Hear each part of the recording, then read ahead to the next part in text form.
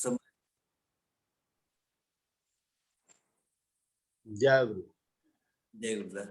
गुरु ब्रह्मा गुरु विष्णु गुरु देवो महेश्वर गुरुदेव ब्रह्मा तस्मै श्री गुरुवे नमः तस्मै श्री गुरुवे नमः तस्मै श्री गुरुवे नमः। आज इस पावन ऑनलाइन सत्संग में उपस्थित परम प्रेम श्री श्री ठाकुर कुलचंद जी परमाराध्य देव जन्म श्री गौड़मा परम पूज्यपाद श्री श्री गौड़दास परम पूज्यपाद श्री श्री आचार्य जी अगिंदा एवं समस्त ठाकुर परिवार के विचरण करने में मेरा कोटि कोटि। आज इस सुंदर ऑनलाइन सत्संग में उपस्थित परम प्रेम में श्री श्री ठाकुर कुलचंद जी के पवित्र संध्या कर्मीगण गुरु भाइयों एवं गुरु माताओं को मेरा रानंद जय। मैं कोई वक्ता तो हूँ नहीं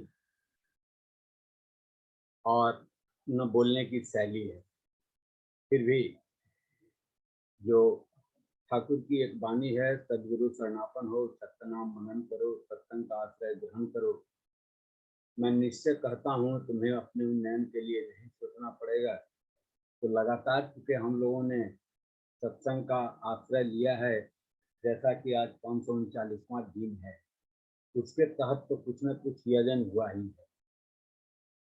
वैसे मैंने कल काफी प्रयास किया, कई लोगों को आमंत्रण देने का चेष्टा किया, लोग उपलब्ध नहीं हो पाए। अंत में मुझे अपना नाम देना पड़ा।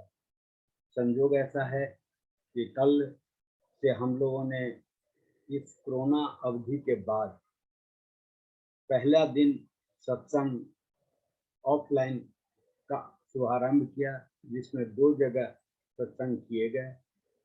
दोनों जगह मैं परमपिता के दया से उपस्थित हो पाया। काफी अच्छा है। परमपिता की एक वाणी है, परमपिता ने कहा है, करता तू वह है जो तू चाहता है, होता वह है जो मैं चाहता हूँ। अतएव कर तू वह जो मैं चाहता हूँ, होगा फिर होगा वह जो तुम चाहता है। तो काफी सुंदर वाणी है। इस पर मनन करके हम लोग देखें कि हमें मन मुताबिक चलना चाहिए या प्रभु के मुताबिक चलना चाहिए। तो हम लोग मनमुखी हो जाते हैं, अपने इच्छा को प्रबल कर देते हैं और जो अच्छा लगता है उसी को हम लोग करते हैं, जबकि मन हमेशा निम्नगामी है। इस संदर्भ में हमारे श्री श्री बौड़दा का कथन है, नाम करते करते मन केंद्रित होता है और मन निम्नगामी होता है कब? जब इष्ट के प्रति अनुराग नहीं रहता। तो इष्ट के प्रति अगर अनुराग कम जाएगा तो मन हमारा निम्नगामी। ये बातें हमारे सातवती में सितंबर माह में आई थी। चेष्टा मैं करता हूँ कि कुछ न कुछ, सातवती जब तक आते थे मैं पढ़ने का चेष्टा करता था और कुछ बिंदुओं को नोट करता था। लिपिबद्ध करना बहुत जरूरी है। जिस तरह हम लोग स्कूल में पढ़ते थे तो पढ़ने के बाद नोट करते थे, तो वो हमारे मस्तिष्क में बात रहती थी, और जब नहीं रहती थी तो एग्जामिनेशन के टाइम में हम लोग उसको रिवीजन करने के लिए उसको उलटते थे, तो कुछ लाइन पढ़ने के बाद ही वो दिमाग में पूरी एक तरह से फिल्म की भांति जो है घूमने लगती। इसीलिए लिपिबद्ध भी करना बहुत जरूरी है। सत्संग जो है क्या है, इसको हम लोग सभी लोग जानते हैं। सत्संग सत्ता प्रेमियों का संग करना, और सत्ता प्रेमियों का जब संग करेंगे तो निश्चय है कि दिन प्रतिदिन मुझ में कुछ ना कुछ बदलाव आएगा।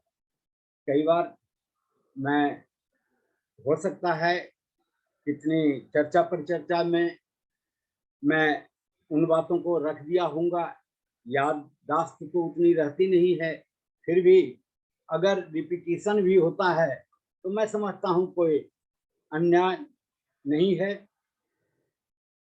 प्रार्थना के बारे में जो हमारे परमपिता का श्री श्री बड़दा जी का कहना था कि ईरान इराक में ट्रेन जब चलती है और नमाज का जो समय होता है तो ट्रेन वहीं रुक जाती है। प्रेयर का टाइम जब हो जाता है तो ट्रेन जहां रहती है वहीं रुक जाती है, चाहे वो प्लेटफॉर्म हो या मैदान। उसी प्रकार हम लोग को क्या करना चाहिए, हम लोग को भी प्रेयर के टाइम में, पहले मैं परमपिता की ही बात को कह दूं, उसके बाद मीनिंग स्पष्ट करना बेहतर होगा। तो परमपिता की जो हमारे बड़दा बोले हैं, ईरान इराक में ट्रेन जो चलती है और नमाज का जो समय होता है उस समय ट्रेन वहीं रुक जाती है, चाहे प्लेटफॉर्म हो या मैदान। अतः प्रार्थना अवश्य करनी चाहिए, चाहे ट्रेन में हो या बस में। श्री श्री बड़दा 7 अक्टूबर 19 में उनका ये आलेख आया था। तो हम लोग सत्संग में जुड़कर, पहले जो हमने कहा है कि सत्संग का महत्व को मैंने दर्शा दिया है, तो सत्संग में जुड़कर हम अपने जीवन में क्या परिवर्तन लाए उसको देखना जरूरी है। इन बातों को हम लोगों को जानना जरूरी है। ठाकुर की एक घटना हमें याद आती है। जब वो 5 वर्ष के थे तो कुछ संत महात्मा उनको पावना, जो गंगा नदी के नाम से जो गंगा नदी पावना के नाम से जानी जाती है, गंगा जल से स्नान कराकर तुलसी फूल से उनको पूजा करते थे। और पूजा करने के क्रम में क्या हुआ कि कुछ सहेलियां जो है देख ली और दौड़ करके जाती हैं माता मनमोहनी के पास और बोलते हैं कि देखो तुम्हारा बेटा का तो अकल्याण होगा, क्योंकि संत महात्मा तुम्हारे बेटे को गंगा जल से स्नान करा करके तुलसी पत्र चढ़ा करके पूजा करते हैं, जिससे भगवान विष्णु की पूजा की जाती है। माता मनमोहनी देवी सब काम काज छोड़ करके दौड़ करके आती हैं और माथे पर से तुलसी फूल को हटाते हुए जो है उनको महात्मा से बोलते हैं कि आप लोग ये क्या कर रहे हैं, मेरे बेटे का कल्याण होगा। जिस चीज से भगवान विष्णु की पूजा की जाती है उससे आप हमारे बेटे का पूजा करते हैं। उस समय संत महात्मा बोले कि माँ, तुम अपने बच्चे को आज मुझसे छुड़ा करके ले जा रहे हो, एक दिन ऐसा आएगा कि पूरा विश्व उनका जो है पूजा करेगा, इस चीज से छुड़ाओ। आज हम लोग इसको सत्य होते देख रहे हैं। जब तक हम लोग ऑफलाइन सत्संग में थे, मुझे तो लगता है, हालांकि कल भी कुछ लोग बोल रहे थे, कल जो मैं सत्संग में था तो बोल रहे थे कि बहुत अच्छा हुआ कि ऑफलाइन सत्संग शुरू हुआ। तो पता नहीं, सबकी धारणा अलग अलग होती है, लेकिन वहीं सत्संग में छोटे छोटे बच्चे आह्वान ध्वनि दिए तो वो मैंने दर्शाते हुए बताया ये ऑनलाइन सत्संग का ही देन। इन्हें गिने व्यक्तियों का हम लोग सुनते थे जो लोकल में होते थे, लेकिन ऑनलाइन सत्संग होने से जितना भी विश्व के लोगों की बात हम कर सकते हैं, क्योंकि कभी अमेरिका से, कभी इंग्लैंड से, कभी नॉर्वे से, और अपने विभिन्न जो देश के लोग हैं उनको 539वें दिन तक में सुनने का मौका मिला। तो काफी उद्बुद्ध हुए हम लोग, और उद्बुद्ध होने का सही तो अर्थ तब निकलेगा कि हमने इस प्राणता की, प्रायः मैं देख रहा हूं, प्रायः सुन रहा हूं। ऐसा बोलने का अभिप्राय ऐसा नहीं है कि मैं पूरा परफेक्ट हो गया, कमी बहुत है, छिद्र बहुत हैं, उनको भरना पड़ेगा। परमपिता ने कहा है एक जगह कि लोटे में छेद है फिर भी मैं पानी उसमें डाल रहा हूं। ऐसा मानता हूं कि आज न कल उसमें कदई जमेगी और छिद्र बंद हो जाएगा, तो पानी गिरना बंद हो जाएगा। तो परम पिता की जो बात है, परम पिता की बातें अनेक हैं, कितनी बात को कहा जाएगा। और मेरे जैसा अज्ञानी को तो लगता है कि कहाँ से शुरू करूं, कहाँ अंत करूं, ये समझ में नहीं आता रहता है। परम पिता की एक घटना और मैं कहना चाहूंगा। हमारे परम पिता के परम भक्त ननी गोपाल चक्रवर्ती जा, तो सभी लोग जानते हैं। एक दिन नैनीदा को ठाकुर बोलते हैं कि तुम केष्टोदा से एक पुस्तक ले लो और उसे पढ़ करके कल मेरे पास आना। ननी गोपाल चक्रवर्ती दा वो पुस्तक केष्टोदा से लेते हैं, पर स्थिति बस वो ज्यादा नहीं पढ़ पाते हैं, एक पढ़ने में एक लाइन ही पढ़ पाते हैं। और सुबह में जब पहुंचते हैं परमपिता के पास, तो परमपिता पूछते हैं, क्या ननी, क्या पढ़े? कहें हाथ जोड़ करके, दादा मैं तो कुछ पढ़ नहीं पाया, मात्र एक लाइन पढ़ पाया। वो लाइन क्या है? तो उन्होंने कहा कि गुरु और शिष्य में क्या संबंध हुए। तो बोले क्या पढ़े उसमें? तो बोलते हैं गुरु से सिर्फ ज्ञान लेना चाहिए और बाकी सब कुछ देना चाहिए। लेकिन हम लोग क्या हैं, अर्थ का इतना मोह है कि सब कुछ अपने लिए ही चाहते, अर्थ मेरे ही लिए रहे। धन का तीन ही गति है, दान, भोग और नाश। ये हमारे परमपिता से, परमपिता तो इसे हम लोग कहते हैं कि सभी रूप में आए हैं, लेकिन जिनको अभी हम परमपिता मान करके चल रहे हैं, उनसे पहले की वाणी है। और ये वाणी की यथार्थता को हम लोग समझें, फिर भी हम लोग मन के अधीन हो जाते हैं। जैसा कि मैंने पहले भी कहा, मन हमेशा निम्नगामी, मन को कंट्रोल करना पड़ेगा। और ये बात निश्चित है कि हम लोग उतने योग्य नहीं हुए हैं कि उतना कंट्रोल कर पाए। लेकिन कभी कभी जब मैं क्षेत्र में जाता हूँ, तो ये भी अधीक्षितों से सुनने को मिलती है कि आप लोग जिस प्रभु का गुणगान कर रहे हैं, वो प्रभु की बातें को जो बता रहे हैं, ये सब मन गढ़ंत लगता है, ये बनी बनाई बात लगती है। लेकिन मैं उनको बताता हूं कि मैं भी आपके बातों का समर्थन थोड़ी देर के लिए कर देता हूं, लेकिन ये बताइए, उन व्यक्तियों का मैं एग्जाम्पल देता हूं जो हमारे परमपिता के विधान को सुंदर ढंग से लेकर के अपने जीवन को सार्थक किया है, और उन वैसे लोगों के का कुछ सानिध्य लाभ करने का हमें मौका। कई घटनाओं को हम उन घटनाओं पर नहीं जाना चाहेंगे, नहीं तो समय की, जैसा कि हमारे शिव रतन दा ने भी बताया है कि समय की मर्यादा होती है। तो दरभंगा में हमारे मधुकांत दा थे, उन्होंने भी ठाकुरत्व जागृत कर रखा था। चंद्रित कुमार डे हैं फारबिसगंज, उनका भी हमने ठाकुरत्व देखा है। हमारे क्या नाम है, पुणे से हैं राजेंद्र मंडल दा, उनका भी ठाकुरत्व जागृत मैंने देखा है, आप लोगों ने भी सुना है। कहने का मतलब है कहीं न कहीं हम लोगों में कुछ कमी है। जैसे मैं कई बार बोलता हूँ, विद्यालय एक है, शिक्षक एक हैं, विद्यार्थी अनेक हैं। पढ़ाने वाले वही हैं, संस्था वही है, विद्यार्थी अनेक हैं। कोई विद्यार्थी टॉप करता है, कोई विद्यार्थी फेल करता है। तो इसमें क्या स्कूल का दोष है, क्या शिक्षक का दोष है?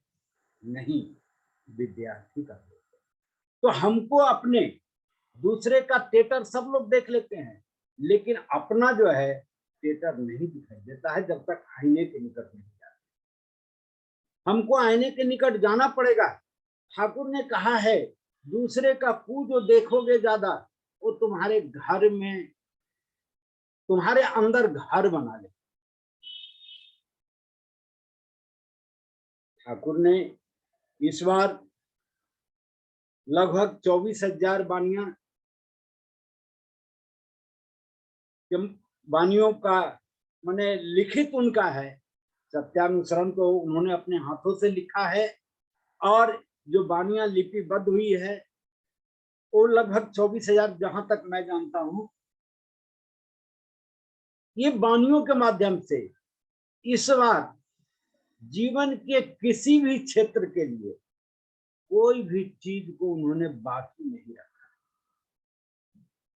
तब है कि हम लोग उतना यजन नहीं कर पाते हैं, पढ़ नहीं पाते हैं, उतना कर नहीं पाते हैं। एक बार की घटना मैं बताता हूं, मधुकाम दा की। मधुकाम दा अपने गुरुजन का, गुरु का याजन करने के लिए गए। याजन करने के क्रम में जब गुरु के यहाँ गए तो गुरु जी उनको बैठने के लिए नहीं कहे और खड़े खड़े दरवाजा पर बात करने लगे। गुरु जी को तो लगा ये मेरा शिष्य है, अब ये खड़े खड़े बात कर रहे हैं, याजन कर रहे हैं उनका, लेकिन गुरु जी मानने के लिए तैयार नहीं। अब गुरु जी भी बायोलॉजी के ही शिक्षक थे। अंत में हमारे मधुकामदा बोलते हैं कि सर ये आप बताइए कि आप तो बायोलॉजी के शिक्षक हैं, आपका कोई वैज्ञानिक ऐसा बोला है कि सुसंतान लाने की पद्धति क्या है? कहीं नहीं, ऐसा तो नहीं है। तो वो बोलते हैं कि हमारे परम पिता ने सुसंतान लाने की प्रक्रिया बताई। और इस बात को सुनकर वो गुरु जी का भाव परिवर्तित हो जाता है और तत्क्षण दीक्षा लेते हैं। अब हम लोग सोच सकते हैं कि हम लोग में एक गुरु भाई परम पिता से बोले कि मैं याजन बहुत करता हूं, लेकिन याजन मेरा सफल नहीं होता है, दीक्षाएं नहीं होती है। परम पिता ने उनको कहा कि आप अपने अंदर झांक के देखें कहां त्रुटि है। कहने का अभिप्राय, हम जो कहीं याजन करने जाएंगे तो जो याजन कर रहे हैं, क्या मैं उसको अपने अंदर कुछ न कुछ 100% तो हो नहीं सकता, तो उसको पालन करने का चेष्टा करते हैं। कभी कभी हम बोलते हैं कि हम दीक्षित लोग ही दीक्षा में बाधक हैं। मेरा ऐसा मानना है। ऐसा क्यों मानना है? कि मेरा मानना है कि जब हम दीक्षित परमपिता के विधान को लेकर चलेंगे, तो जैसा मैंने पूर्व में नाम दिखाया गिनाया है कि उनके अंदर ठाकुरत्व जागृत है, तो शायद मेरे अंदर भी ठाकुरत्व जागृत हो जाएगा। और हमको देखकर, मुझको देखकर सब लोग दीक्षा लेने के लिए लाइन लगा, और तब कहना पड़ेगा कि भाई दीक्षा आज नहीं है। ये स्थिति बन सकती है, लेकिन मैं सबसे पहले अपनी बात बताता हूं। अभी भी क्रोध हमको बहुत जल्द आ जाता है। कंट्रोल किया हूं कि नहीं, ये तो आप लोग बता सकते हैं, लेकिन चेष्टा मैं करता हूं कि धीरे धीरे उसको कम करें। समाप्त तो नहीं होगा, लेकिन परमपिता को लेकर के जब हम लोग चलेंगे, उनके विधान को मानेंगे, और कई बार हमने कहा है कि एक दो एग्जाम्पल दिया है जिसको दोहराना अच्छा नहीं लग रहा है। नैनी गोपाल चक्रवर्ती की एक दूसरी घटना हमें इस बीच में अभी याद आ रही है। एक दिन की बात थी, परमपिता को सोने के समय में उनको थोड़ा वाइब्रेशन देना पड़ता था, तब उनको नींद आती थी।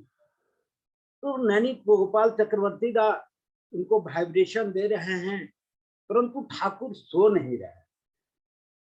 उनको लग रहा है कि परमपिता को नींद नहीं आ रही है। तो नैनीदा कहते हैं, ठाकुर लगता है आपको नींद नहीं आ रही है। तो करवट लेते हैं परमपिता, देखते हैं नैनीदा की ठाकुर रो रहे हैं। नैनीदा पूछते हैं, ठाकुर आप रो रहे हैं?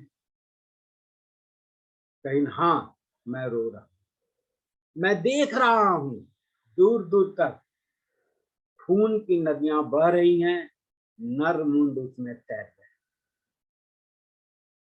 लोग बचाओ बचाओ चिल्ला रहे हैं, बचाने वाला कोई। ये दिन आने वाला है। एक दिन ऐसा भी आएगा, खाने को दाना नहीं मिलेगा, लोग पत्ता के लिए भी ललायित हो।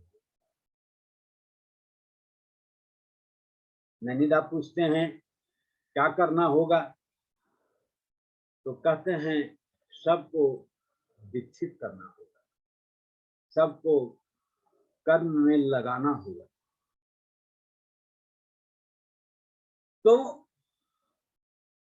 दूसरी बात एक और है कि परमपिता ने जो एक बात और बोली है इसके साथ साथ, कि मैं कितने लोगों को बचा सकता हूं। तो एक बार एक मुट्ठी बालू लेकर के गिराते हुए उन्होंने कहा, जितने हाथ में सटे रह गए उतने ही लोगों को मैं बचा पाऊंगा। क्यों?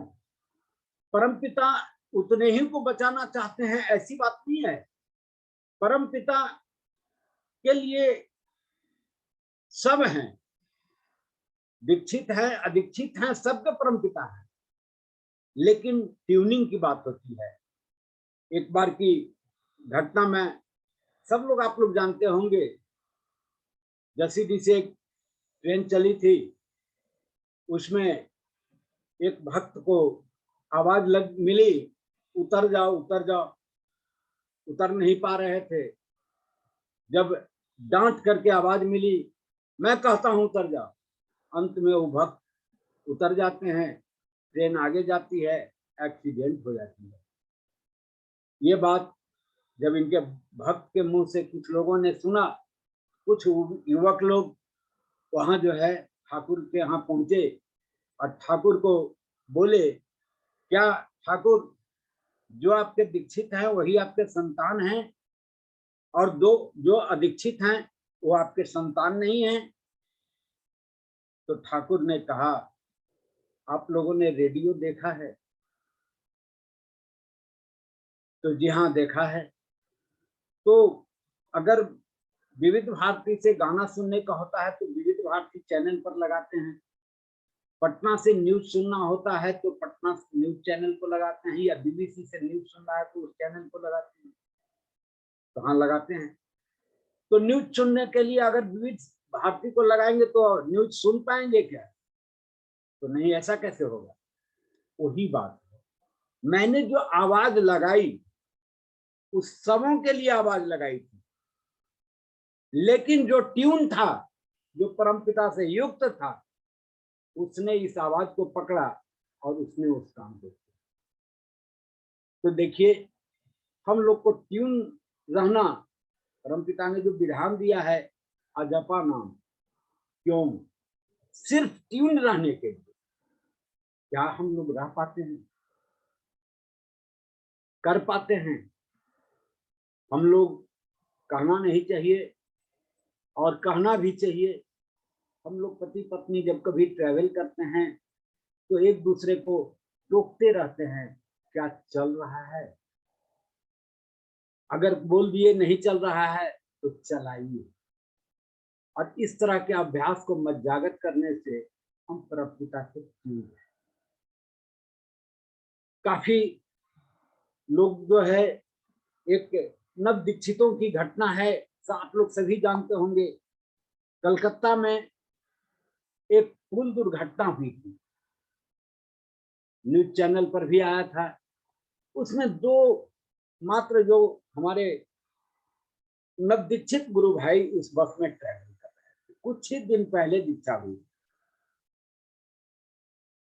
और उस व्यक्ति को लगा कि मुझे अब जो है टॉयलेट अभी तुरंत हो जाएगा।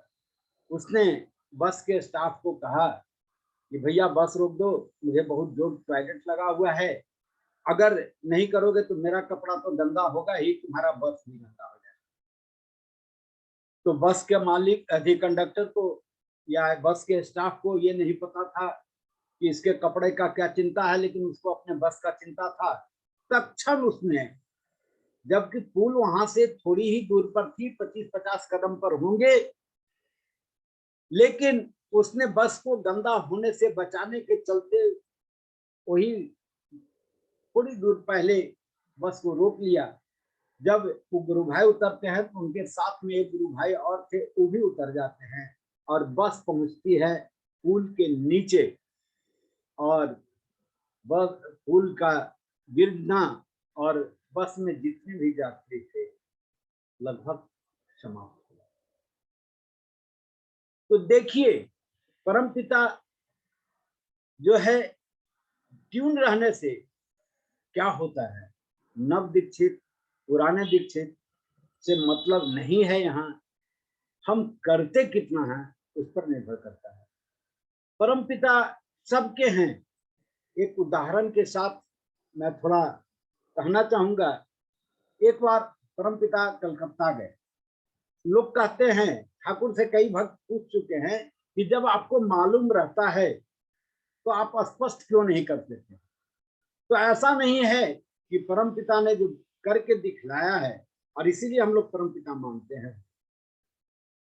परमपिता जब कलकत्ता जा रहे थे तो उन्होंने अपने माँ को मना किया था कि माँ तुम वहां नहीं आओ, परंतु जब कुछ दिन बीत गए थे, उनको अपने पुत्र को देखने की लालसा हुई, तो कुछ लोग कलकत्ता जो जा रहे थे उनके साथ ही लोग हो गई, और हो करके जब जाती हैं तो ठाकुर बहुत मतलब चिंतित हो गए और बोल पाए कि माँ ये तुम क्या कर दी। और फिर माँ वहां से, अब बताएं क्या सामान्य व्यक्ति ऐसा कर सकता है क्या। हमें जानकारी रहेगी कि हमारे बच्चे के साथ या पत्नी के साथ कुछ होने वाला है तो निश्चित रूप से बता देंगे। परम पिता ने कोई अलग व्यवस्था नहीं,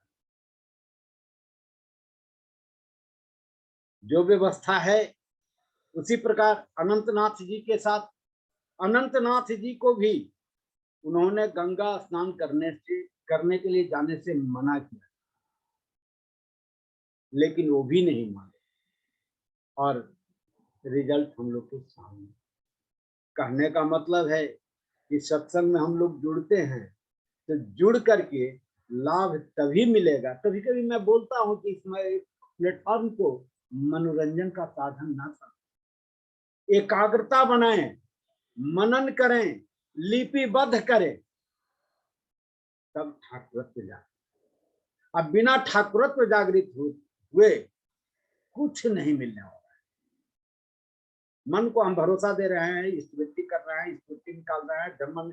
आज मैंने जैसा कहा, स्मृति तो मैं अपना कर लिया था, कुछ बच्चों का स्मृति करना होता है। जो बच्चे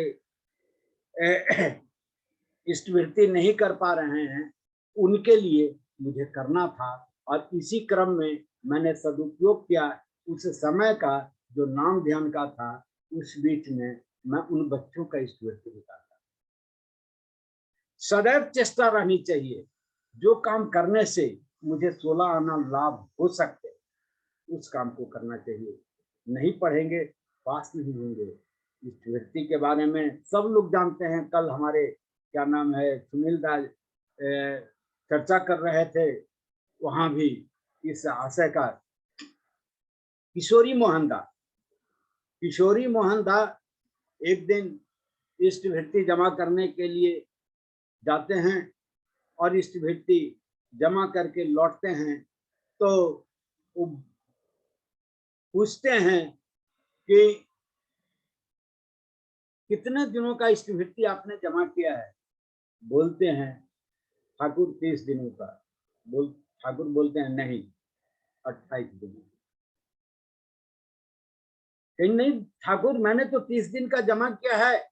उन्होंने जमा का स्लिप भी दिखलाने का चेष्टा किया, कि नहीं आपने जमा जरूर किया होगा, लेकिन मैंने आपका सिर्फ 28 दिनों का ही ग्रहण किया,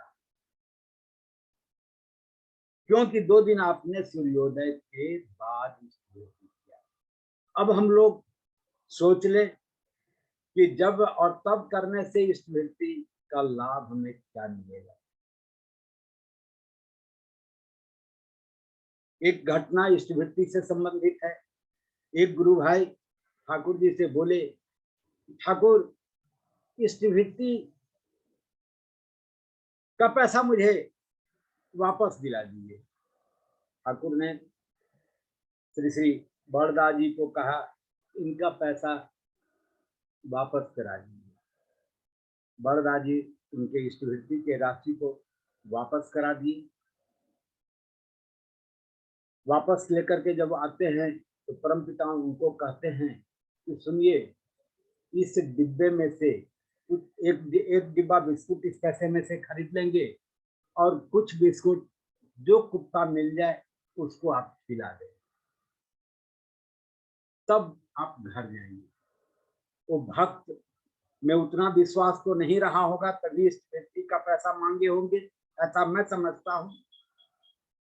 लेकिन परम पिता ने जो आदेश दिया उस आदेश का पालन किया और उस पैसे में से एक डिब्बा बिस्कुट खरीदा और कुछ बिस्कुट एक कुत्ते को खिलाया और कुत्ता खाते ही मर गया। अब हम लोग सोच सकते हैं इसकी वृत्ति क्या है।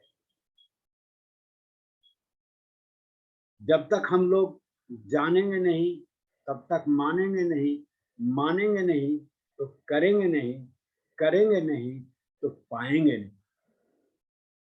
निश्चित तौर पर हम लोगों को करके पाना होगा। समय तो हम लोग जनरली 1.5 घंटे का ही चाहते हैं कि हो समाप्त, और लगभग 1.5 घंटा होने को है। लेकिन एक घटना और मैं बताना चाहूंगा, इसके बाद अपने वाणी को विराम देना चाहूंगा। जैसा कि हमारे भी बच्चे जब इंजीनियरिंग किए तो मुझे लगता था खास करके बच्चियां को नाइट ड्यूटी मिलता था, तो मुझे कष्ट होता था। किसी चीज के, ठाकुर ने कहा है, किसी के चीज को जब तक अंत तक नहीं जानो तब तक अपना अभिमत प्रकाश मत करो। अब देखिए कहाँ मेरे मन को व्यथा लगती थी कि एक तो बच्ची है, अकेले वहां रहती थी और रात में जो है ड्यूटी कराता है, ये तो बड़ा अनुचित सा लगता है। इसी से संबंधित एक घटना है। एक बच्ची थी जो ठाकुर को लेकर चलती थी। 12 बजे के बाद उसका ड्यूटी समाप्त होता है, बाहर आती है, अकेली रहती है और घर जाने के लिए प्रतीक्षा में थी। तत्क्षण एक ऑटो आता है, ऑटो वाले को हाथ देती है, रोकता है। डर, जब हम लोग आपत विपत में होते हैं तो प्रभु का नाम ज्यादा याद आता है, जैसा हम लोग भी जानते हैं। तो लड़की अपना जो है नाम खूब कर रही है, ऑटो में बैठ जाती है, ऑटो चल पड़ता है जहां तक जाना था उसको जो बताया गया था। लड़की पर्स में से जो किराया का पैसा है पहले हाथ में निकाल कर रखी थी और गाड़ी रुकते ही ड्राइवर के हाथ में दी और दे करके अपने घर की तरफ चल दी। चल दी तो उसे लगा कि पीछे से कोई आहट है आदमी के चलने की। तो ऐसा जब महसूस की तो बिना पीछे मुड़े वो अपने गति को थोड़ा और बढ़ा दी। बढ़ाने के बाद उसको लगा कि वो व्यक्ति का भी गति बढ़ रहा है, तो और ये तेज कर दी। वो भी तेज किया, अंत में वो दौड़ करके अपने घर तक पहुंच गई। जब घर तक पहुंच जाती है तो पीछे मुड़ कर देखती है तो देखती है कि ये तो ऑटो ड्राइवर ही है। पूछती है कि क्यों, आप फिर यहाँ कैसे? तो बोलते हैं कि माँ, आपने किराया कम दिया है। कहन क्यों, एक आदमी का किराया इससे ज्यादा है क्या जो मैंने दिया है? कहा नहीं, सही है, एक ही आदमी का किराया है, लेकिन आप एक आदमी नहीं, दो आदमी हैं। कहन दो आदमी मेरे साथ कहाँ है कोई? तो उन्होंने दरवाजे पर ठाकुर जी का छवि को लगा रखा था।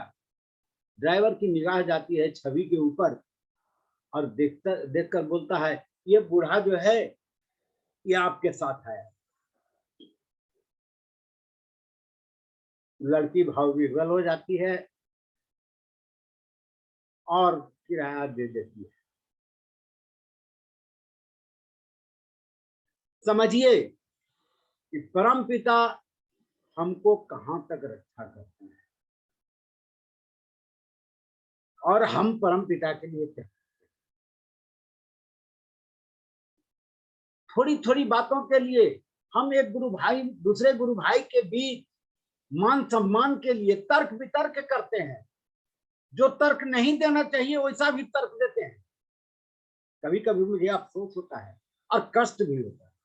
मैं एक बार सदैव बोलता रहता हूँ कि परम पिता, क्योंकि क्रोध मुझे बहुत जल्दी आता है जैसा कहता हूँ, लेकिन विशेषकर क्रोध तब आता है जब परम पिता की बातों को अवहेलना करके कुछ तर्क कुतर्क या उनके विधान को नहीं पालन किया जाता है, तो मेरे आत्मा को बहुत कष्ट। मैं अपनी वाणी को यहाँ विराम देना चाहूंगा। आज इस ऑनलाइन सत्संग में जितने भी लोग सम्मिलित हैं, सबों की सर्वांगीण मंगल कामना मैं परमपिता के श्री चरण कमलों में जनाता हूँ।